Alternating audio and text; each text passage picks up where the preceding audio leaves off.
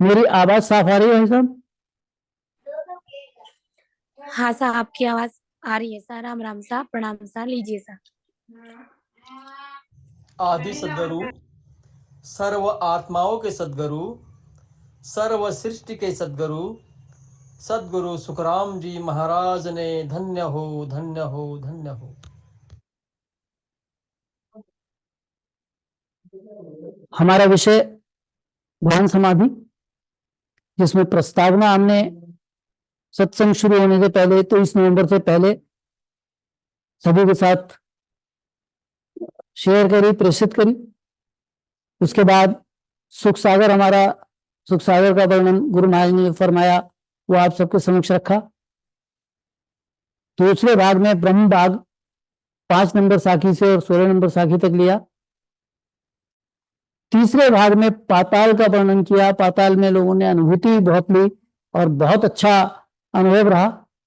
4 number में नाड़ियों का बंध, जिसका केंद्र बिंदु नाभि है, उसका वर्णन देखा 25 नंबर से 31 नंबर तक। अभी हमारा 5वां भाग चल रहा है मेरुबंध। मेरुबंध बहुत सारे अनुभव ले भी रहे हैं और थोड़ा समय भी इसमें लगता है इसको पार करने में। तो वो सब लोग शेयर करते हैं कि हाँ, उसमें हमें कठिनाई भी होती है और आनंद भी आता है सुमिरन में, दोनों बातें। तो इसलिए इसको सहज में लें, ये ना सोचें कि इसमें कठिनाई होगी और छोड़कर बैठ जाएं। इसलिए ध्यान समाधि को ध्यान से सुनना भी है और अनुभव भी लेना है। इसमें जो विज्ञान आधारित बातें कही गई, यदि समझ नहीं आती है तो कोई उसका ऐसा ना करें कि नहीं सुनना है, उतना पोर्शन इग्नोर करें। हमने विज्ञान को पिछली सत्संग में कम किया है और बिना विज्ञान के दे तो सकते हैं, लेकिन उसमें समझ आने में थोड़ी सी तकलीफ होती है। जब हम बिल्कुल शरीर में देखते हैं कि कहाँ पर कैसा अनुभूति आनी है, तो उसको बताने का प्रयास करते हैं। तो अनुभूति के आधार पर लिया गया है। शरीर विज्ञान की बहुत ज्यादा जानकारी नहीं है, तो शब्दों में थोड़ा बहुत हेरफेर हो सकता है। तो निवेदन है हमारे सभी संतों से कि जिन जिन को भी विज्ञान की जानकारी है वो उसको सुधार कर लें और हम सबको भी लाभान्वित करें। अभी तक पिछले सत्संग में जो हमने देखा और समझा, तो हमने 110 नंबर तक साखी ली है और इस 110 नंबर तक साखी में हमने अभी तक केवल पिछले सत्र की बात करेंगे, उससे पुराना बात हम नहीं करेंगे, कि हमने 2 कथाएं ली। एक सुखदेव बद्रायणी की, जिनको सबसे पहले राम नाम शंकर से मिला कि राम नाम का महत्व जाना उन्होंने। गर्भ में 12 साल रहे और 12 साल में उन्होंने वेद का ज्ञान सुना, 18 पुराणों का ज्ञान सुना, तो वो उनके दिल में हृदयंगम हो गया और उन्होंने राम नाम का सुमिरन ना करते हुए और इस मार्ग पे चल पड़े। चलने के बाद जब उनका विमान अटक गया, रास्ते में उनको पता नहीं चला, उन्हें पता चला कि जहां तक पहुंचे वहां पर काल की पहुंच है, ये समझ आ गई। तो फिर उन्होंने अपने पिता व्यास से दोबारा पूछा, उनके माध्यम से राजा जनक से मिले। राजा जनक ने फिर उनको ये परमात्मा का ज्ञान दिया और समझाया। लेकिन ये बात इतनी आसानी से ज्ञानी लोगों के, त्यागियों के दिमाग में उतरती नहीं है। तो उन्होंने फिर इसको छोड़ दिया और फिर एक उन्होंने भागवत पुराण है उसके आधार से आगे चले। कहां से पता चला? क्योंकि उन्होंने राजा परीक्षित को ज्ञान दिया। तो ऐसा हमने पिछली सुखदेव की कथा में देखा कि धारण करना बहुत मुश्किल काम है। कहना, सुनना, सीखना, सत्संग में आना, ये सब आसान बातें, लेकिन मार्ग पे चलना बहुत कठिन है। तो ये सब हमने जाना कि जो हमारी पिछली संस्कार हैं वो निकलते नहीं है। गर्भ में पड़े रहे, उस समय सुना, उसके पहले जन्मों में सुना, लेकिन वो हम लोग ऐसी हमारी जीव की अवस्था होती है कि उससे बाहर निकलने में बहुत कष्ट होता है उसको। फिर एक कथा हमने सुनी विश्वामित्र और मेनका की, कि ऐसा मत समझो कि देवता हमेशा सहायक ही होते हैं, अगर उनके ऊपर जाने की कोशिश करोगे तो सबसे पहले वही रोकते हैं। तो ये हमने लिया कि विश्वामित्र को मोहिनी भेजी, मेनका नाम की अप्सरा, और विश्वामित्र से एक संतान की उत्पत्ति हुई शकुंतला की। तो ये हमने देखा।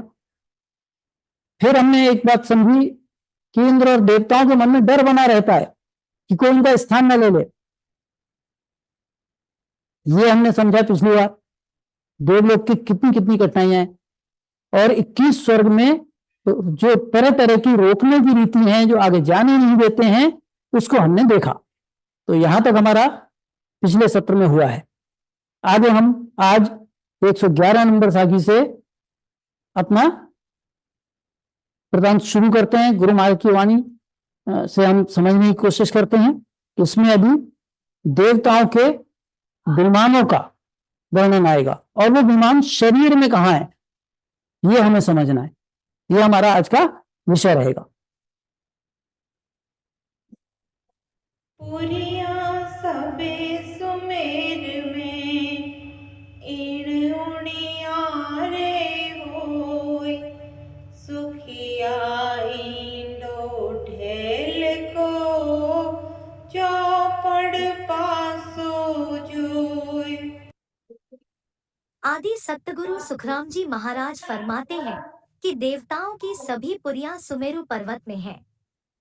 इनका आकार अनुमानतः मोर के अंडों जैसा या चौसर के पांसों जैसा है।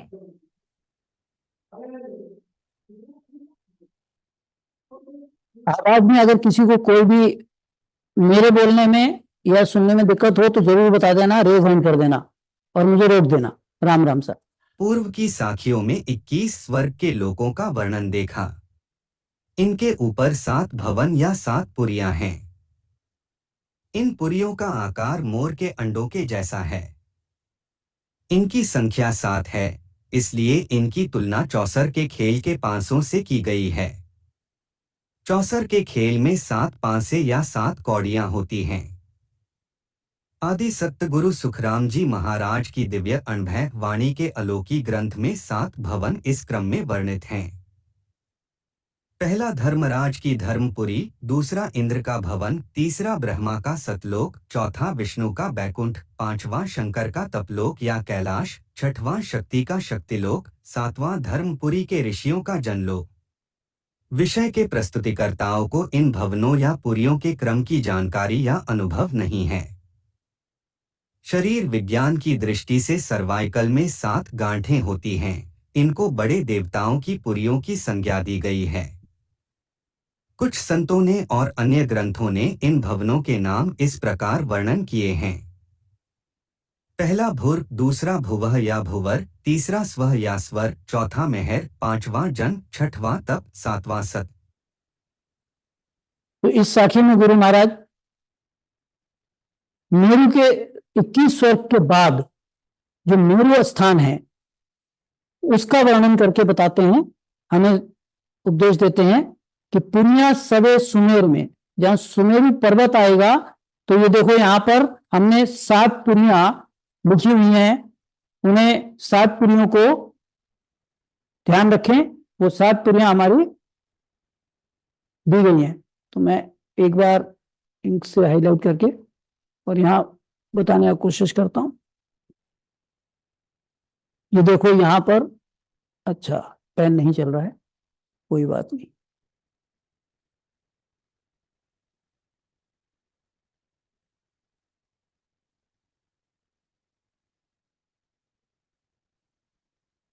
तो गुरु महाराज फरमाते हैं कि 7 पुरियां हैं, और इन 7 पुरियों में कैसे दिया कि इंद्रलोक ब्रह्मालोक जो आवे, विष्णु लोक में विष्णु बधावे, तप लोक शक्ति लोक अजमाही, जन लोक जय जय हो जाई। ये 7 जो गांठें हैं जो सर्वाइकल पे होती हैं उसमें वर्णन गुरु महाराज ने किया। और इसका हमने विस्तृत विवेचन कहाँ देखा था? अलौकिक ग्रंथ में।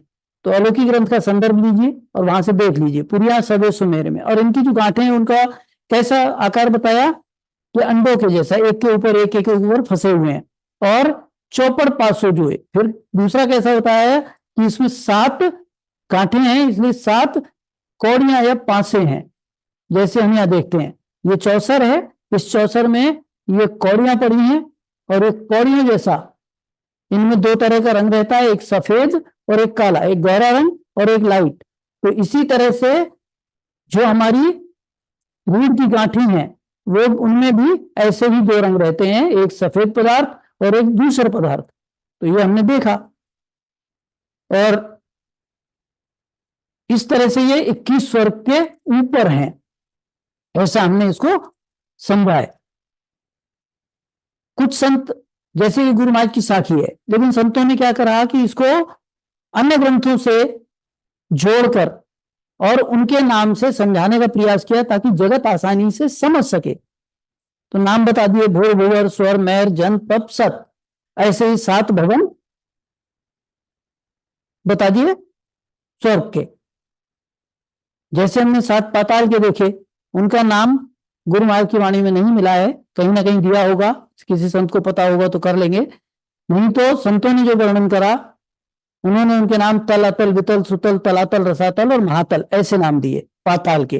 ठीक है, ऐसे ही 7 पुरियों के ऊपर के नाम दिए कि भूर भूवर महर जन तप सत। लेकिन गुरु महाराज ने जो वर्णन करे, इन 7 का वर्णन हमें अलौकिक ग्रंथ में मिल जाता है। तो हम उसके आधार से यहाँ पर कैसे भी समझे, बात यह है कि ये 7 गांठें हमें समझनी है।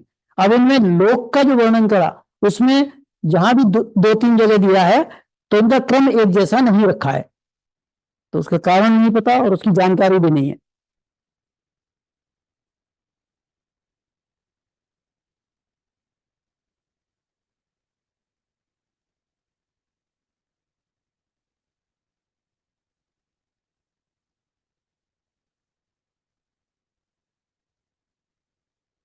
सोले बड़ा विवान है, 3 में 8 बखान, जन सुखिया वे देवता, फिरे सकल जुग आन।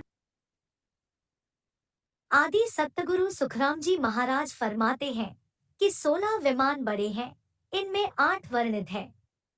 यह देवता विमानों में संपूर्ण जगत में आते जाते हैं।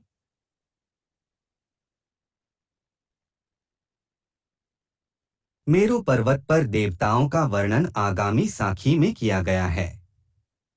इन सभी के बड़े विमान हैं और इन विमानों से यह सभी देवता जगत में अर्थात पृथ्वी, पाताल एवं आकाश में विचरण करते हैं। शरीर विज्ञान के अनुसार मेरु अर्थात सर्वाइकल पर नसों के 8 जोड़े हैं, अर्थात 16 नसें यानी कि नर्व्स हैं, अर्थात तंत्रिकाएं हैं। यह तंत्रिकाएं सर्वाइकल की 7 गांठों के ऊपर और नीचे से 8 जोड़े तंत्रिकाओं द्वारा शरीर के विभिन्न मुख्य अंगों से जुड़ी हुई हैं। यह सभी तंत्रिकाएं संवेदनाओं का आदान प्रदान मस्तिष्क से करती हैं। राम राम सुमिरन करते करते ध्यान में अनुभव से इन सभी के विभिन्न अंगों तक प्रसार की अनुभूति होती है। हाथों, पैरों, आँखों, स्वांसन इत्यादि अंगों में अनुभव होता है। तो यहां पर हमने क्या देखा कि 16 बड़ा विमान है, यानी 8 जोड़े विमान। और ये 8 जोड़े कैसे देखे कि जैसा आप ये चित्र में देख रहे हैं कि हमारे जो 7 गांठें हैं, उन गांठों के हर एक से एक ऊपर और एक नीचे ऐसे जोड़े हैं। पहला जोड़ा एक नंबर के ऊपर मस्तिष्क से लगा हुआ, दूसरा जोड़ा 1 नंबर के नीचे। इस तरह से अगर 7 गांठें देखें तो इनमें 8 टोटल जोड़े हो जाएंगे, एक दाईं ओर एक बाईं ओर रहता है। तो इस तरह से ये 16 जोड़े हैं और इनमें बड़े बड़े देवताओं का वर्णन करके गुरु महाराज ने इसको समझाया है। अब हमारी समझ में इतना नहीं आता कि कौन सा देवता और कौन सा इसमें वाहिनी मतलब जो हमारी तंत्रिका है, जो हमारी वहां से गांठ से जो तंत्रिका निकल रही है उसको हम कैसे लिंक करें, क्योंकि जब देवता का पता नहीं है तो हमें तंत्रिका का भी पता नहीं है। बस इतना पता है कि इससे क्या होता है कि हाथों में, पैरों में, आंखों में और पूरे श्वसन तंत्र में इस बात का अनुभव आता है कि ये तंत्रिकाएं हमारी वहां से जुड़ी हुई हैं। जब हम मेरु पे अनुभव लेते हैं तो इन सब में हमें अनुभव आता है, पहले कंपन आता है, बाद में इनमें निरंतर का प्रवाह समझ में आता है। जब कंपन थोड़ा कम हो जाता है तो अच्छी तरह समझ आता है। तो ऐसा हमने देखा, ऐसा हमारे सुमन करने वालों ने अनुभव लिया और लगातार ले रहे हैं और बता रहे हैं। अब इसके बाद हम आगे की साखी लेंगे, इनका ही वर्णन चल रहा है इन विमानों का।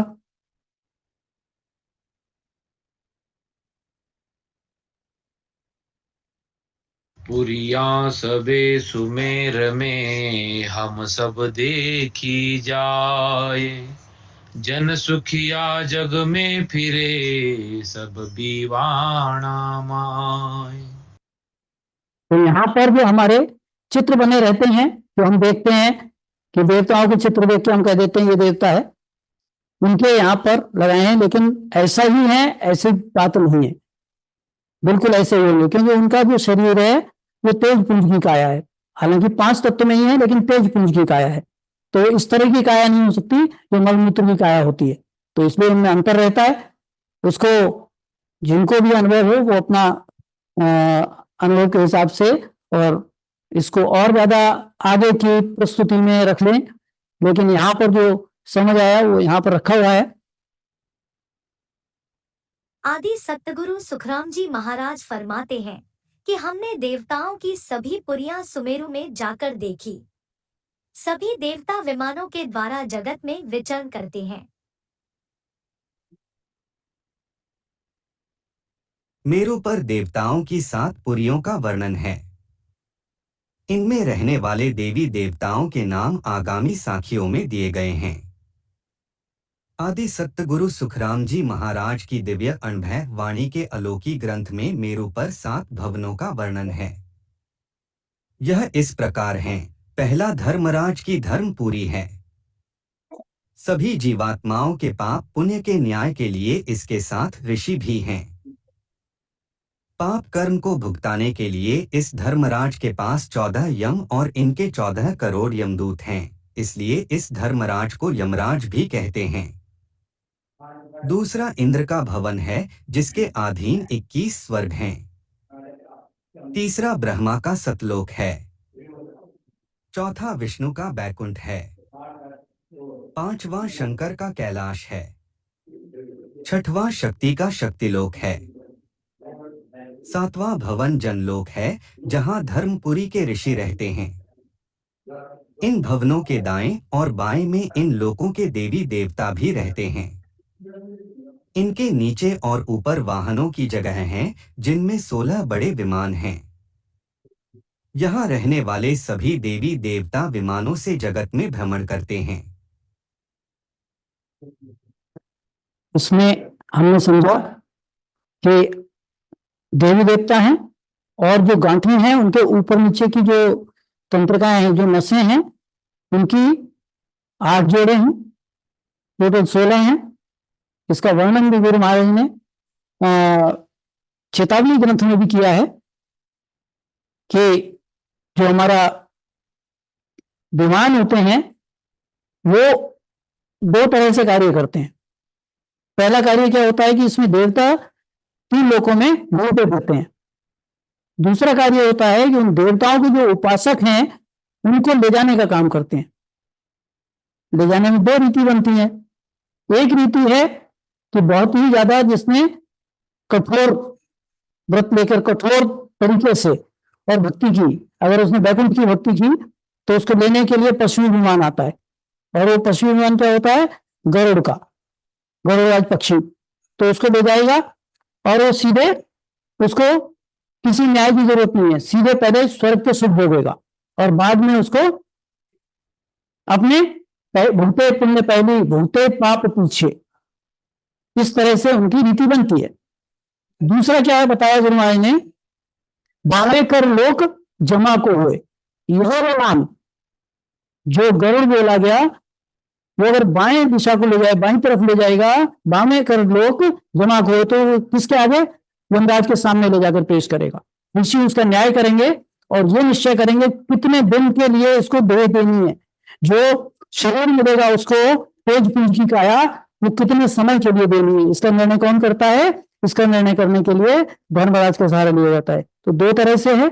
पहली बार जब वो वहां गए तो उनके लिए पहले से तैयार है कि उनको एक लंबी अवधि के लिए एक वहां पर जो जितने देवी देवता हैं उनको रिप्लेस करेंगे, उनको बदलने के लिए ले जाया जाएगा। इसका वर्णन गुरु महाराज ने, वो हालांकि हमें पूरा नहीं मिला है, जो चेतावनी ग्रंथ है, गर्भ चेतावनी बोलते हैं उसको, गर्भ चिंतावनी भी बोलते हैं, तो उसमें गुरु महाराज ने वर्णन करा पूरा, जिसमें बताया कि यम लोग कैसे ले जाते हैं और सीधे उसको स्वर्ग इत्यादि में कैसे ले जाते हैं, वैकुंठ में कैसे ले जाते हैं। तो इसका वर्णन करके बताया कि अगर बामें कर ले जाए तो धर्मराज के सामने पेश होगा, दाएं कर ले जाए तो उस की जगह जितनी आयु उसकी निर्धारित है उतने समय के लिए उसको वहां पर रखा जाएगा। वो पहले से फिक्स है। एक है थोड़ा कम करना है, तो कम करने का काम कौन करेगा? धर्मराज करेगा।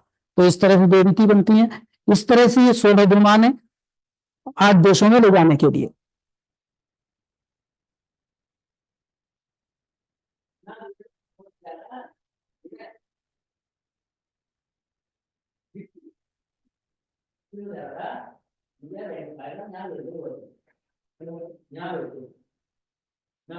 शरीर विज्ञान की दृष्टि से मेरु अर्थात सर्वाइकल की 7 गांठें हैं और इनके ऊपर और नीचे 16 तंत्रिकाएं अर्थात वाहिनी हैं, जिन्हें वाहन की संज्ञा दी गई है। शरीर के विभिन्न अंगों से संवेदनाओं का आदान प्रदान इन वाहिनियों अर्थात तंत्रिकाओं से होता है। मेरु स्थान पर राम राम सुमिरन करते करते इन तंत्रिकाओं के प्रभाव से हाथों, पैरों, श्वासन तंत्र इत्यादि में कंपन की अनुभूति होती है और बाद में अनवरत ररंकार का प्रसार समझ आता रहता है। जैसा हमने पिछले साथी में देखा 112 नंबर में, वैसे 113 में कि आपका जो अनुभव है वो अनवरत होगा, लगातार होगा। वो प्रभाव ररंकार का एक बार शुरू हो गया तो चलता रहता है। जैसे अखंड ध्वनि हमारे आती रहती है, जैसे हमें जब राम राम हम करना शुरू करते हैं और हमारे निरंतर प्रकट हो जाता है तो हमारी वो अनुभूति स्थिर होती है। जब हम 10,000 तक पहुंच जाते हैं तो अखंड ध्वनि जैसे चलती है, ठीक ऐसे ही शरीर में रंकार का प्रभाव भी चलता रहता है।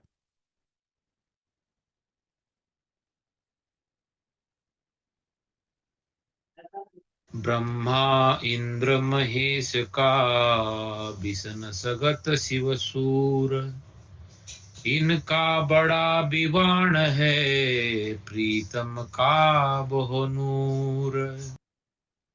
ब्रह्मा, इंद्र, शंकर, विष्णु, शक्ति, चंद्र और सूर्य के बड़े विमान हैं। प्रीतम का तेजवान विमान है।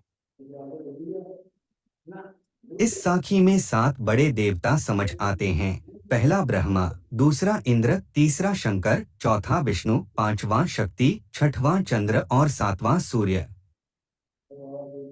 8वां प्रीतम शब्द किसके लिए प्रयुक्त है, इसकी जानकारी नहीं है। साखी में शिव के स्थान पर शशि शब्द प्रतीत होता है। इस साखी में देवी देवताओं के नाम का क्रम अलौकिक ग्रंथ में दिए गए क्रम से भिन्न है। चंद्र और सूर्य अतिरिक्त हैं तथा धर्मराज और ऋषि का वर्णन नहीं है। मेरु से जुड़े हुए शरीर के विभिन्न अंगों की नसों नाड़ियों का पूर्ण अनुभव नहीं है और न ही देवी देवताओं के स्थानों के क्रम का अनुभव है। पहला इसमें यह है कि ये साखी हम इस तरह से इसको पढ़ सकते हैं, लेकिन जैसा मूल वाणिज्य में मिला वैसा ही आपके समक्ष यहाँ पर हमने रखा है कि ब्रह्मा इंद्र महेश का विसन सगत शशि सूर्य, इनका बड़ा विवान है प्रीतम का वो नीर। क्योंकि सूर्य के साथ शशि शब्द आता है, इसलिए उसको हमने विसन सगत शशि सूर्य किया है। विसन सगत शिव सूर्य की तरह इसका भाषांतर नहीं किया है। ऐसा अगर इसमें भूल चूक है तो क्षमा चाहेंगे और सुधार के लिए आप सबसे निवेदन करेंगे। तो इसको आप व्हाट्सएप नंबर जो हमने पहली स्लाइड पे दिखाया था उस पर लिखकर प्रेषित कर सकते हैं। और प्रीतम शब्द का अगर अर्थ किसी को पता है, क्योंकि उसमें लिखा है कि परमात्मा सर्वव्यापी है, लेकिन यहाँ पर गुरु महाराज मेरू का वर्णन कर रहे हैं, जिसमें बताते हैं प्रीतम का बहुनूर, कैसा वो नूरवान तेजवान उसका विमान है, उसका हमें जानकारी नहीं है, उनके क्रम की जानकारी नहीं है।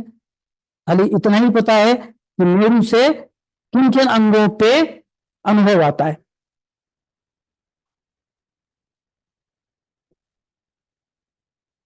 कामदेव गणपत रे गवर सुर सती होय, सब देवत सुख राम के बिना बिवान न कोय। आदि सतगुरु सुखराम जी महाराज फरमाते हैं कि कामदेव, गणपति, गौरी, सरस्वती कोई भी बिना विमान का नहीं है।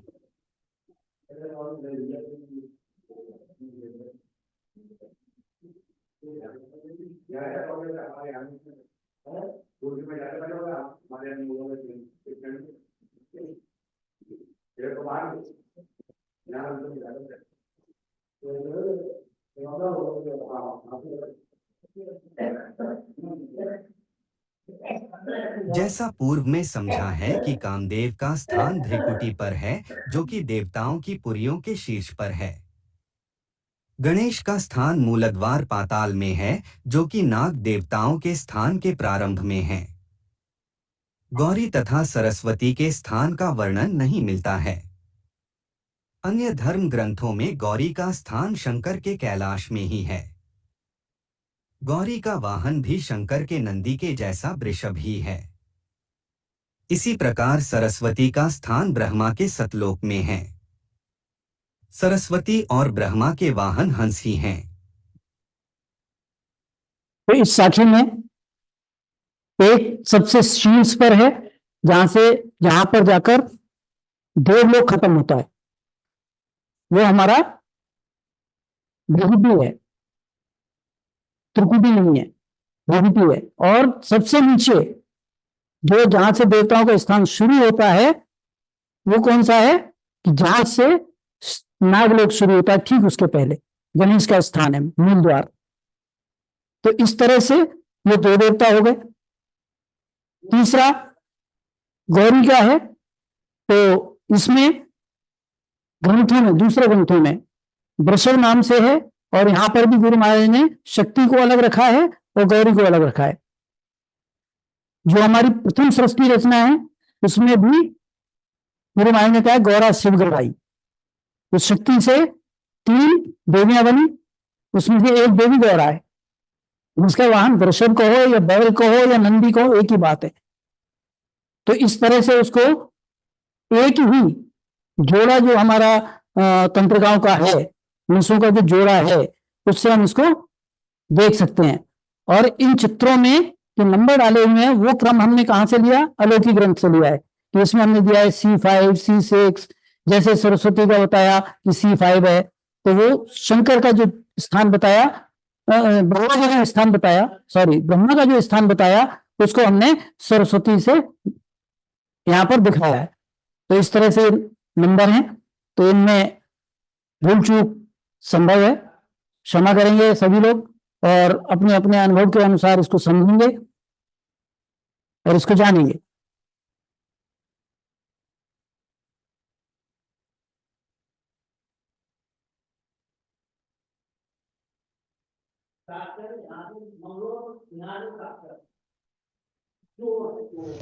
वह ब्रह्मा के हंस है, या कहिए सो हाथ, जन सुखिया खंड पिंड की सारी एको बात। आदि सतगुरु सुखराम जी महाराज फरमाते हैं कि वहाँ खंड में ब्रह्मा का वाहन हंस है, तो यहाँ पिंड में हाथ कहिए। इस प्रकार खंड की और पिंड की सारी बातें एक समान है। देवलोक के एक खंड अर्थात ब्लॉक यानी कि रहने के एक भाग में ब्रह्मा का स्थान है। वहां ब्रह्मा का वाहन हंस है। पिंड अर्थात शरीर की रीढ़ में देवलोक है और इसके अंतर्गत मेरु यानी कि सर्वाइकल की एक गांठ ब्रह्मा का स्थान है। इस सर्वाइकल से हाथों की नसें जुड़ी हुई हैं, जो हाथों की संवेदनाओं का आदान प्रदान रीढ़ की तंत्रिकाओं यानी कि वाहिनियों द्वारा मस्तिष्क तक होता है। इस प्रकार जो बाहर खंड में ब्रह्मा का वाहन हंस है, वह शरीर में हाथों की नसें अर्थात वाहिनियां हैं। सत्स्वरूप विज्ञान ज्ञान से हम जानते हैं कि जो खंड में है, उसका अतिसूक्ष्म रूप यानी कि मिनिएचर त्रिकुटी से नीचे है। देवलोक के बड़े देवी देवताओं के भवन मेरु पर्वत अर्थात सर्वाइकल पर हैं। इस मेरु अर्थात सर्वाइकल से जुड़ी हुई नसें अर्थात तंत्रिकाएं इन बड़े देवी देवताओं के वाहन हैं। इस साखी में ब्रह्मा के वाहन का वर्णन है। आगामी साखियों में खंड की रचना को पिंड में समझने के लिए कुछ और देवी देवताओं के वाहनों का वर्णन है। विधिवत राम राम सुमिरन करते हुए जब नेह अंचर 12 कमल के मार्ग पर कंठ, हृदय, मध्य, नाभि, लिंग, गुदा, बंकनाल को पार करने के बाद 8वें कमल मेरु स्थान पर पहुंचता है, तो मेरु के ऊपर सर्वाइकल से जुड़ी हुई नसों में कम ज्यादा अनुभव होता है। सत्स्वरूप की अखंड ध्वनि समझने के उपरांत जब ध्यान समाधि के मार्ग पर पृथ्वी और पाताल को पार करने के बाद मेरु पर संपूर्ण सर्वाइकल पर अनुभव होता है, तो शरीर की नसों में तीव्र अनुभव होता है। ररंकार का प्रवाह सभी नाड़ियों और नसों में समझ आने लगता है। जब हाथों की कलाइयों और अंगुलियों में थरथराहट या कंपन होने लगे, तो यह समझना चाहिए कि भंवरा यानी कि नेह अंचरी जीवात्मा मेरु पर ब्रह्मा के भवन की खोज और पहुंच का अनुभव ले रही है। सत्स्वरूपी संत एक एक नाड़ी और नस का विस्तार से खुलासा कर सकते हैं। अभी तक सुमिरन में लगे हुए साधकों के अनुभव को आपके समक्ष प्रस्तुत किया है। दिए गए चित्र में स्थान का खुलासा अलौकिक ग्रंथ में वर्णित क्रम से कर दिया है।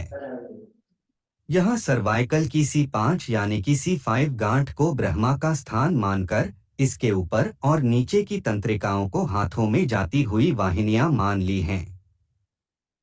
अभी तक के एक एक तंत्रिका के उद्गम के प्राथक्य का सटीक अनुभव नहीं है। इसमें बहुत सुधार की आवश्यकता है। तो हम इस चित्र से समझ सकते हैं कि जो हमारी गर्दन है उसके पीछे, जिसको सर्वाइकल बोलते हैं, यहाँ 7 भवन है और इनसे जो नाड़ियां निकल रही हैं वो सारी दोनों हाथों में जाती हैं, 10 उंगलियों में पहुंचती हैं। तो इस तरह से ये इसका जो आधार है, तो क्या बताया गुरु महाराज ने कि ब्रह्मा, कि वहां ब्रह्मा के हंस है। अगर हम बाहर की बात करें, उसका एक खंड पकड़े, खंड का मतलब एक टुकड़ा पकड़े रहने का, जैसे पृथ्वी 9 खंड में बांटी हुई है, ऐसे ही देवलोक में भी खंड हैं। तो उन खंड में जहां ब्रह्मा रहते हैं, ब्रह्मा का जहां पर भवन है, उस भवन में वहां से निकलने वाली तंत्रिकाओं की बात कर रहे हैं कि उनसे कहां पहुंचते हैं कि हाथों में, दोनों हाथ में। तो ऐसा उनका ऐसा वर्णन है। और जब हाथ में कोई भी अनुभूति आती है, जैसे हाथ अगर आंख के ऊपर लगे या पिन चुभे, तो उसको मस्तिष्क तक पहुंचाने का काम ये नसें करती हैं। तो ऐसा हमने इसको जाना है और हम जानते भी हैं। इसको बाहर भी अनुभव कर सकते हैं और अंदर भी अनुभव कर सकते हैं। इस तरह से जो पूरा हमारा खंड है, यानी त्रिकुटी से नीचे नीचे का जितना भी शरीर का भाग है, उसकी एक एक नस नस, नाड़ी नाड़ी, रोम रोम का अनुभव लेने के लिए राम राम सुमिरन करते करते करते करते समय लगाएंगे ज्यादा से ज्यादा, तो हमें वो अनुभव आएंगे और वो चीजें और ज्यादा क्लियर हो सकती हैं। और आशा है कि आगे आने वाली जो हमारे संत हैं और जो हमारे बहुत सुमिरन करते हैं, उन संतों को इसका अनुभव भी होगा। तो उनसे निवेदन रहेगा कि थोड़ा इसको और खोलकर बता दें। अब इसमें दूसरी बात कि क्या 12 कमल से हम महामेरु पे नहीं पहुंचते? अवश्य पहुंचते हैं, लेकिन 12 कमल के आधार से वो हम कंठ, हृदय, मध्य, नाभि, गुदा, बंकनाल को पार करके 8वां कमल जो हमारा मेरु स्थान है, जब मेरु स्थान पर पहुंचते हैं तो सर्वाइकल से जुड़ी हुई जो नसें हैं उनमें थोड़ा बहुत ही अनुभव आता है। ऐसा नहीं कह सकते कि हमारा वहां पर पूरा अनुभव आया, पूरी तरह से हमारे कंपायमान हुए या हमारे थरथराहट हुई। लेकिन जब हम ब्रह्मांड से ध्यान रखते हैं, पाताल में कंपन होता है, सो एक एक नस नस नाड़ी में जाता है, और जब वो मेरू पर पहुंचता है तो ये क्या होता है कि कंपन शुरू हो जाता है और बहुत ज्यादा होता है, और उस कंपन के बाद वो कंपन कम हो जाता है तो उसमें रवंकार का प्रवाह समझ में आने लगता है। तो ये दोनों में ऐसे पाठक समझ के चले। ऐसा ये अनुभव है जो हमारे सभी संतों ने, जितने जितने ने भी ध्यान समाधि के अनुसार इसको देखा है, उनको ये अनुभव आए हैं और उन्होंने ये सब बताए हैं कि वे ऐसे ऐसे अनुभव हैं, और उसमें मेरा अनुभव भी शामिल है। तो मैं इस बात को आपके समक्ष रखता हूं कि ध्यान समाधि के अनुसार जब जाएंगे तो एक एक नस नस नाड़ी रोम रोम का खोज करना वो भविष्य में जरूर हो पाएगा। ऐसा नहीं है कि नहीं हो पाएगा, और हो सकता है कि हमारे पुराने संतों ने इसको खोजा है, देखा है। क्योंकि जैसे तालमपुर धाम है, वहां पर संत कुंडा लगा लगा के और रात रात भर सुमिरन करते थे, दिन रात सुमिरन में लगे रहते थे। उन्हें जरूर ये सब अनुभव आए हैं, और उन्होंने हमारे सुखसानंद जी महाराज ने तो इसको क्रमबद्ध तरीके से वाणी जी का एक एक अंग बांधा है। पूरी वाणी कृपाराम जी ने लिखी और सदगुरु सुखसानंद जी महाराज ने उसको बताया कि कैसे करना है। तो ये सब चीजें हमारे संत करते रहे हैं, आज हम उसका ध्यान दे सकते हैं और उसको कोई कठिन बात ना समझे। ये बहुत ही सरल है, बहुत सहज में होता है। जैसे ही आप एक बार उस तरफ जाते हैं, ये अपने आप ही दौड़ने लगता है। आपे मते चढ़े तन माही, धर्म कर्म नहीं माने, जन का अंग एक नहीं देखे, नित्य गंधस्थाने। ऐसे ऐसे गुरु महाराज कहते हैं, आपे धबक चढ़े जर ऊंचो, बड़ो जाए भरीजे, त्रुटि नैन फाड़ हो टुकड़ा, कहो कहा वो कीजिए। ऐसे शब्द की रीति बताई, उसका अनुभव ले सकते हैं, जान सकते हैं। और हमारे जो पुराने संत हैं उनके ये रीति बन गई, क्योंकि सुमिरन उन्होंने किया। लेकिन ज्ञान परख ना होने से क्या हो जाता है कि वो जगत में उजागर नहीं हो पाई। लेकिन ऐसा नहीं है कि वो पहुंचे नहीं या उन्होंने करा नहीं, किया है, आज भी कर रहे हैं। आज भी जो वरिष्ठ संत हमारे मौजूद हैं उनको ये रीति बनती है। उनको प्रभुति पे अनुभव आता है, त्रिभुति पे अनुभव आता है, उनके जगह जगह अनुभव आते रहते हैं, उनको रग रग रोम रोम में वो प्रवाह समझ में आता है। तो ऐसा हम नहीं कह सकते कि इसी से ही आएगा। अगर किसी ने राम राम सुमिरन किया तो उसकी अखंड ध्वनि चालू हो जाती है। वो अखंड ध्वनि समझ आए या ना आए, उसका कार्य हो जाता है। तो इस तरह से इसको माने, कठिन ना समझे, ज्ञान के आधार से समझ के और इसके अनुभव लेने का कोशिश करना चाहिए। राम राम सर, आगे बढ़ता हूं।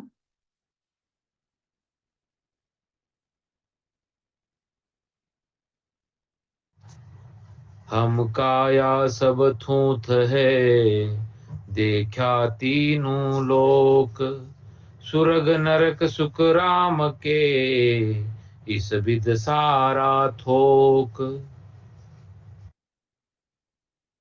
आदि सतगुरु सुखराम जी महाराज फरमाते हैं कि हमने संपूर्ण शरीर शोध कर तीनों लोक देखे, वहां के स्वर्ग और नरक इत्यादि सभी लोकों की प्रत्येक वस्तु देखी। जो 3 लोक खंड में हैं, ऐसे 3 लोक इस पिंड अर्थात शरीर में देखे। संत इस पिंड में सभी स्थानों को खोजकर वर्णन करते हैं, सुनी हुई बात को महत्व नहीं देते हैं। पूर्व के सत्रों में पृथ्वी अर्थात नाभि का और पाताल अर्थात नाभि से नीचे का विस्तृत वर्णन जाना और अनुभव लिया। इस मेरु बंध भाग में अब तक स्वर्ग की नदियों, इस मेरु पर्वत के रास्तों, इस मेरु पर्वत का आकार, स्वर्ग के निवासियों की जातियां यानी कि देवी देवता गण गंधर्व अप्सराएं दानव यम इत्यादि, इस लोक के निवासियों के व्यवहार, इस प्रकार के सभी वर्णन समझे और साथ साथ अनुभव से मिलान किए। अब देवलोक के कुछ बड़े देवताओं के विमानों को इस पिंड में समझने का प्रयास कर रहे हैं। इसके उपरांत यमपुरी का वृत्तांत समझेंगे और इसको पार करने के साधन को जानेंगे। वर्तमान में कुछ पंथों और ग्रंथों में नरक को पिंड में कमरसंध के नीचे वर्णन किया है। सत्स्वरूप विज्ञान ज्ञान से हमने जाना कि मेरु पर यमराज का स्थान है और इसके बाएं ओर सभी यमदूतों के स्थान हैं। आदि सत्य सुखराम जी महाराज की दिव्य अनुभव वाणी के गर्भ चिंतावनी ग्रंथ यानी कि चेतावनी ग्रंथ में यमलोक और नरक कुंडों का विस्तृत विवेचन है और यह समझाया गया है कि बाएं हाथ की ओर यमों का स्थान है। इस साखी में भी स्वर्ग और नरक के खोजने के लिए यही मेरु स्थान वर्णित है। तो जैसा हम अभी तक समझते आए, देखते आए, तो हम देवलोक की तो बात करते हैं, लेकिन क्या हम नरक की बात करते हैं? नहीं करते। क्यों नहीं करते? क्योंकि हमें उस रास्ते जाना ही नहीं है, हमें देखना ही नहीं है, हमें उस तरफ जाना ही नहीं होगा। लेकिन जो 14 करोड़ यमदूत हैं, जो 14 यम हैं, और जो एक यमराज है, उसको जीतने का, उसको पार करने का, उससे आगे जाने का हमें देखना है। उसको कैसे पार करेंगे? पहले जो अनुभव आएगा वो आपको सारे के सारे देवलोक के अनुभव आएंगे। उसी क्रम में गुरु महाराज ने बताया। बाद में क्या होता है कि जब यहां पर दोबारा से आपके अनुभव होने लगेगा कि आप सोच रहे हैं त्रिकुटी पहुंच गए, लेकिन पलट के आपको अनुभव कहां पर आएगा? मेरु स्थान पे। और उसकी जो छाया है उसका वर्णन कराया हमारे सेठ साहिब राधा किशन जी महाराज ने अपनी भाषांतर में। तो वो दिखता है उसका, उन्होंने बताया कि उसका रंग कैसा होगा, कि सांवला है, ऐसा है। तो उन्होंने वो ध्यान में देखा और उसको हमारे समक्ष रखा। आज भी हम संत हमारे देखते हैं कि कोई कौड़ी की तरह बताता है तो कोई उसको लौंग की तरह बताता है, और जिनको कलर का अनुभव होता है कौड़ी की तरह बताते हैं। तो ये अलग अलग अनुभव आते हैं कि ऐसे ऐसे वो गांठे हैं, ऐसे ऐसी वो जगह, ऐसी भी जगह जहां पर यमराज रहता है। और फिर वहां से 14 करोड़ कैसे जुड़े हुए हैं तो गिनती नहीं कर सकते, लेकिन उनका अनुभव इस बात से लग जाता है कि वहां पर कितना एक से एक आसपास है, कितने पास पास हैं, ऐसा वहां पर ये समझ में आता है। तो ये यमराज का स्थान भी वही है। लेकिन कुछ अन्य अन्य ग्रंथों में, खासतौर से अगर जैनियों की बात करें, तो मैं आपको एक इसमें जैनियों का सिंबल दिखाऊंगा। वो भी मनुष्य देह को वो भी मानते हैं जो खंड में है और जो ब्रह्मांड में है, वही इस पिंड में है, वो भी ऐसा ही कहते हैं। उस चित्र को आपके समक्ष रखता हूं। ये कहते हैं सबसे ऊपर सिद्ध शिला है। शायद ये समझ आ रहा होगा, दिख रहा होगा। राम राम। राम राम साहब। हाँ हाँ, सर, दिख रहा है सर। दिख रहा है। तो ये ऊपर सिद्ध शिला, इसके नीचे ये सब मानते हैं, ये स्वर्ग और ब्रह्मांड दोनों को मिलाकर स्वर्ग ही मानते हैं वो, कि इसमें जो है ये सब देवलोक मानते हैं। देवलोक में क्या कहते हैं? स्वर्ग भी है, और देवलोक में 3 ब्रह्म के 13 लोग भी जो गिन लेते, तो वो सारे एक ही जगह गिनते हैं। और ये जो कमर है जहां पर, इसको मानते हैं कि यहाँ पर मनुष्यों के रहने का स्थान है और पशुओं के रहने का स्थान है। यहाँ लिखा है, देखो, middle level abode of humans and animals. फिर ये क्या कहते हैं कि नीचे का है ये नरक है। लेकिन गुरु महाराज कहते हैं मैंने जाकर देखा कि यमराज कहाँ है और उसके बाईं तरफ नरक है। इस तरह से नहीं जैसा इस चित्र में दिखाया है। ये आपको जगह जगह ये फर्क मिलेंगे। और गुरु महाराज के ज्ञान के अनुसार जब हम सुमिरन में अनुभव लेते हैं, तब ये चीजें और अच्छी तरह से समझ आने लग जाती हैं। सबसे निवेदन है कि राम राम करते करते करते करते इन अनुभव को लेना चाहिए, इनको समझना चाहिए, और गुरु महाराज के जो ज्ञान है उस पर हमें पूर्ण विश्वास लाना चाहिए।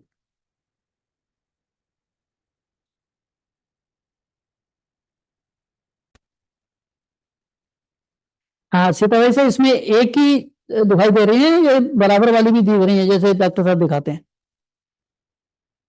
हाँ दोनों हाँ, दिख रही है राम सर, राम, दोनों दोनों दिख दिख रही रही है। है सर। राम दोनों राम। दिख रही है। अच्छा, तो मैं आपको इसमें एक देने की कोशिश करता हूँ। Screen 1, screen 2।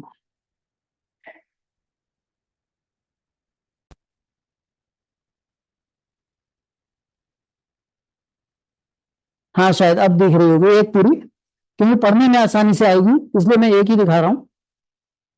अब गुरु महाराज क्या फरमाते?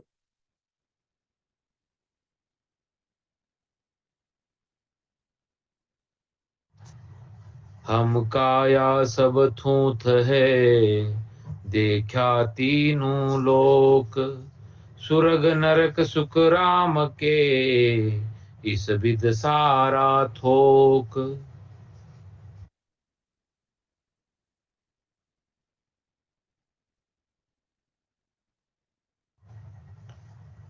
खवा भीषण शशि सूर के, घ्राण सगत के सास, इंदर के सुख राम जी, पाव अंगूठे बास।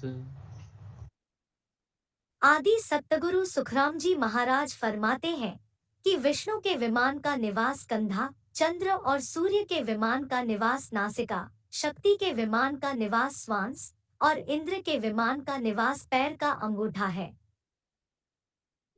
खंड में विष्णु का वाहन गरुड़ है तो पिंड में कंधा है। खंड में चंद्र का वाहन हिरण है तो पिंड में नाक का बायां भाग है।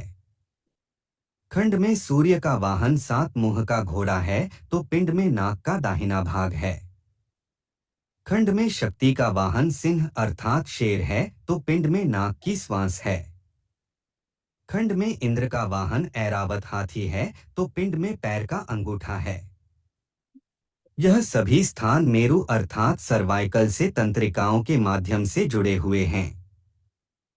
राम राम सुमिरन से मेरु स्थान पर ध्यान अवस्था में कंधों से हाथ की अंगुलियों तक नाक के आसपास श्वासन तंत्र में और पैरों में थरथराहट या कंपन की अनुभूति होती है, और जब यह अनुभूति कम हो जाती है तो ररंकार के प्रवाह की अनुभूति होती रहती है। यहाँ एक बात गौर करने वाली है, बहुत ध्यान देकर समझने वाली है कि पैरों को पालथी मारकर बैठना है और हाथों की मुट्ठी बंद कर कलाई को घुटनों पर रखना है। इस प्रकार रीढ़ सीधी रहेगी, तभी यह सब अनुभव ठीक प्रकार से समझ आएगा। तो इसमें गुरु महाराज ने जैसे पहले बताया था कि वहां ब्रह्मा के हंस है, यहाँ कहिए सो हाथ, जन सुखिया खंड पिंड की सारी एको बात। ठीक उसी से जोड़ते हुए बड़े देवताओं का और कहा कि खवा विषण शशि सूर के, वहां जैसे शिव सूर दिखाते हैं, शशि सूर है। खवा विषण शशि सूर के, घ्राण सगत के सांस, इंदर के सुख राम जी, पाव अंगूठे वास। तो हमें जैसे हाथों के लिए अगर अनुभव लेना है तो हाथों को कोई अलग तरह से न रखे, मुट्ठी बनाकर, मुट्ठी का हिस्सा नीचे की तरफ करके और पैर का आसन जमा के बैठें और कलाई को घुटनों पे रखें, तब हमारी रीढ़ की हड्डी सीधी रहेगी। कुछ लोग हाथों को मोड़कर बैठते हैं, तो हमारे संतों ने उसको बहुत बारीकी से अध्ययन किया, उसको समझा, तो क्या होता है कि आपका जो सर है वो नीचे की तरफ झुकने लगता है। और अगर आप हाथों को दोनों को पकड़ कर बैठ जाते हैं तो आपका शरीर में बाहरी कंपन शुरू होता है, अंदर उसकी नस नाड़ियों का अनुभव नहीं आता है। और राम राम करते करते राम राम से वो ऐसा लगता है कि वो आवाज करने लग जाते हैं। क्यों? क्योंकि अगर हाथ उन्होंने पकड़ रखे हैं, उनको हाथों को ना पकड़ें, ये सबसे निवेदन है। और जैसा गुरु महाराज ने फरमाया है वैसे ही बैठे।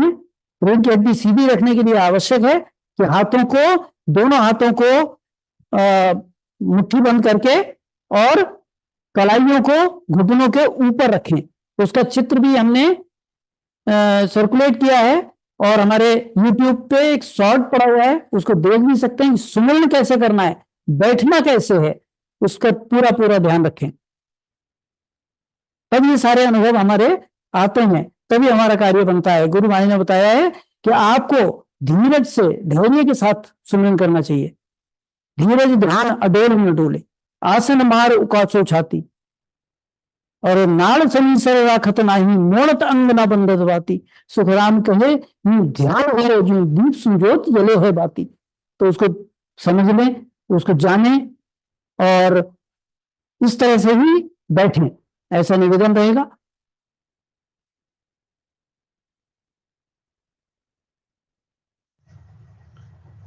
शंकर के चख नेण है, कतर श्याम मुख होय, विवाण कहा सुख राम जी, काया मद सब जोये।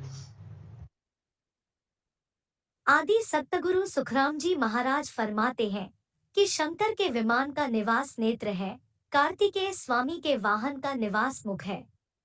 शरीर के मध्य देखकर यह सभी विमान वर्णन किए हैं। खंड में शंकर का वाहन नंदी है तो पिंड में आंख है। खंड में कार्तिकेय स्वामी का वाहन मोर है तो पिंड में मुख है।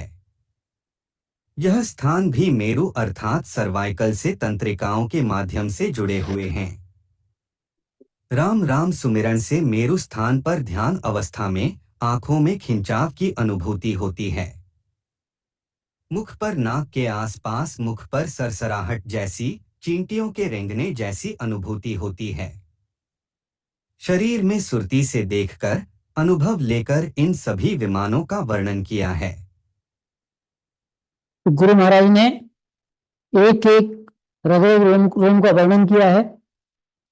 हमारा यहाँ पर 0.5% भी नहीं है, तो इसलिए इसको संपूर्ण ना माने और अनुभव लेकर पूरा समर्पण भाव से आदि सदगुरु सुखराम जी महाराज को मानते हुए और अपना कार्य करें, सुमिरन करें ज्यादा से ज्यादा और आगे बढ़े। तो यहाँ पर जैसे 2 देवताओं का बताया, शंकर का और कार्तिकेय स्वामी का, और दोनों का स्थान भी एक ही जगह बताया जाता है।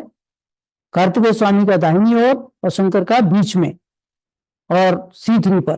तो इस तरह से इसमें वर्णन है। सर्वाइकल की जो तीसरी गांठ है, ऊपर से तीसरी जो मस्तिष्क से लगी हुई होती है, उससे तीसरी गांठ है, वहां शंकर का स्थान माना गया है अलौकिक ग्रंथ के अनुसार। तो वहां से जुड़ी हुई तंत्रिकाओं को, नसों को समझ सकते हैं, और जो संत ज्यादा सुमिरन करते हैं जरूर उनको ये सब अनुभव आते होंगे। लेकिन यहाँ पर जो लोग अभी हम सुमिरन कर रहे हैं, तो हम दिन रात नहीं कर पाते, 24 घंटे 48 घंटे 72 घंटे ऐसा बैठने का नहीं हो पाता है, तो इसलिए वो अनुभूति कम ज्यादा रहेगी। तो इसमें वर्णन को सुधार लीजिए। आगे गुरु महाराज इस चीज को एक साखी में सब कुछ कवर करके आगे बताते हैं, तो उसको हमें समझना है कि इसका महत्व समझना है, इसकी बात को जानना है कि बार बार गुरु महाराज उसको जिस तरह से दोहा में रिपीट करा, वैसे यहाँ पर ये कुंडलिया में गुरु महाराज बताते हैं। ब्रह्मा बाण हंस बिसन के खग कहीजे, चंद सूर के घ्राण मृग वाहन लहीजे। ईस नांदियो नेण सगत सिंह सास बखाणो, कतर श्याम मुख मोर इंद्र काना कुंजर ठाणो। सब देवत के विवान है, देवा आगे लीन। सुख रामदास काया मधे, लिया विवान सब चीन। आदि सतगुरु सुखराम जी महाराज फरमाते हैं कि ब्रह्मा का विमान हंस, विष्णु का विमान खग यानी कि पक्षीराज गरुड़ कहिए, चंद्र का वाहन मृग यानी कि हिरण, शरीर में बाईं नासिका है। सूर्य का विमान 7 मुख का घोड़ा, शरीर में दाहिनी नासिका ऐसे लीजिए। ईस अर्थात शंकर का वाहन नंदी, शरीर में आंख। शक्ति का वाहन सिंह यानी कि शेर, शरीर में श्वास वर्णित है। कार्तिकेय स्वामी का वाहन मोर, शरीर में मुख। इंद्र का वाहन कुंजर अर्थात हाथी को ही ठीक जानो। सभी देवताओं के विमान है जो देवताओं के लिए हाजिर हैं। यह सभी विमान शरीर की खोज से जान लिए। देवताओं के वाहनों से संबंधित अब तक की साखियों में खंड में जाने हुए वाहनों को पिंड में मेरु पर स्थित देवताओं के भवन से संलग्न वाहिनियों की खोज से वर्णन किया है। इस साखी में इसी बात की पुष्टि की गई है।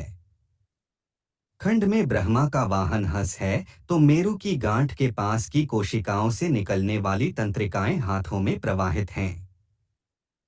इसी प्रकार अन्य सभी देवताओं के स्थानों के पास की कोशिकाओं से निकलने वाली तंत्रिकाएं अन्य अंगों में प्रवाहित हैं। खंड में विष्णु का वाहन खग यानी कि पक्षीराज गरुड़ है तो शरीर में कंधा है। खंड में चंद्र का वाहन मृग अर्थात हिरण है तो शरीर में नाक का बायां भाग है। इसमें चलने वाली श्वास को चंद्र नाड़ी कहते हैं। खंड में सूर्य का वाहन 7 मुख का घोड़ा है तो शरीर में नाक का दाहिना भाग है। इसमें चलने वाली श्वास को सूर्य नाड़ी कहते हैं। खंड में शंकर का वाहन नंदी है तो शरीर में नेत्र है। खंड में शक्ति का वाहन सिंह यानी कि शेर है तो शरीर में श्वास है। खंड में कार्तिकेय स्वामी का वाहन मोर है तो शरीर में मुख है।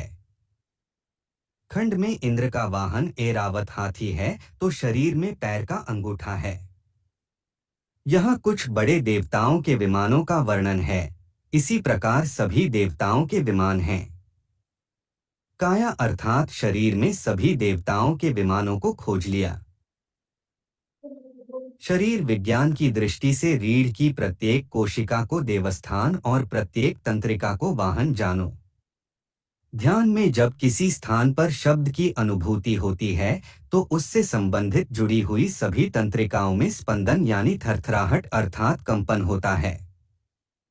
इस प्रकार मेरुदंड अर्थात रीढ़ की प्रत्येक गांठ और मेरुपर्वत अर्थात सर्वाइकल की सभी गांठों से जुड़ी हुई तंत्रिकाओं के माध्यम से प्रत्येक देवता के वाहन के मार्ग को समझने का प्रयास कर सकते हैं। राम राम का निरंतर सुमिरन करते करते जब कंपन कम होने लगता है तब ररंकार का प्रवाह समझ आने लगता है। इसमें जो हमने पहले देखा उसको गुरु महाराज ने एक साखी में सभी को दोहराया, तो हमें इसका महत्व समझना चाहिए। हमें इस चीज पे ध्यान देकर इसको खोज करना चाहिए, सुमिरन में लगना चाहिए, उसको जानना चाहिए। जैसा गुरु महाराज ने अपनी ध्यान समाधि में वर्णन किया कि ध्यान कैसे करें, कहाँ ध्यान रखें, कैसे अनुभव लें, वो सब समक्ष हमारे खुला है। गुरु महाराज की मेहर है, गुरु महाराज करने वाले, गुरु महाराज करने वाले हैं। तो इसको हम सभी से निवेदन है कि आप लोग भी इसको ध्यान से साखियां पढ़ें और समय की बाध्यता देखते हुए इसके आगे की कुछ और साखियां हैं जो वाहनों से संबंधित होंगी, 2-1 उनको हम अगले सत्र में ले लेंगे। और एक बार हम रिकॉर्डिंग के लिए ये लास्ट जो स्लाइड है जिससे लोगों को पता चल जाता है कि यहाँ पर हमारा ये सुमिरन का ये ध्यान समाधि का विषय संपूर्ण और हमारे अन्य संत आगे का पद गायन और सब कार्य करते हैं, विवेचन वगैरह। तो मैं इसको एक बार रिकॉर्डिंग के लिए चलाता हूँ। राम सतगुरुदेव जी महाराज ने धन्य हो परम दयाल अनंत सुख सम्राट आदि सतगुरु सर्व आत्माओं के सतगुरु सर्व सृष्टि के सतगुरु सुखराम जी महाराज ने धन्य हो अनंत सुख सम्राट सतगुरु सुखराम जी महाराज के सतस्वरूप विज्ञान ज्ञान ने धन्य हो अयोनी राम जी महाराज ने धन्य हो केवली भगवंतों ने धन्य हो जीवा तारण जहाज ने धन्य हो मोक्ष के मालिकों ने धन्य हो अनंत कोटि सत्य स्वरूपी संतों ने धन्य हो राम सभा में राम जी राम महाराज।